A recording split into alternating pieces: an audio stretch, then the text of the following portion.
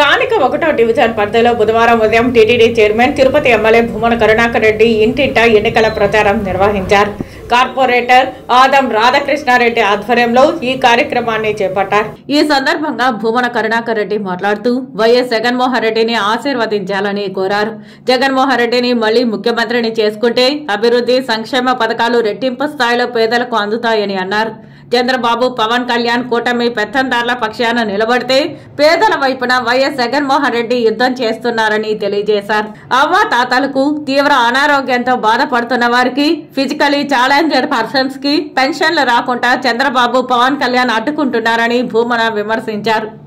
తిరుపతి ఎమ్మెల్యేగా భూమన అభినయని, పార్లమెంట్ సభ్యుడిగా గురుమూర్తిని గెలిపించాలని అభ్యర్థించారు. భూమన కరుణాకర్ రెడ్డి నిర్వహించిన ప్రచారానికి ప్రజలు బ్రహ్మరథం పట్టారు. తిరుపతిని దేశంలోనే ఆదర్శ నగరంగా తీర్చిదిద్దిన భూమన అభినయకే తమ ఓట్లు వేసి భారీ మెజారిటీతో గెలిపించుకుంటామని స్థానికులు ముక్త కంఠంతో ప్రకటించారు.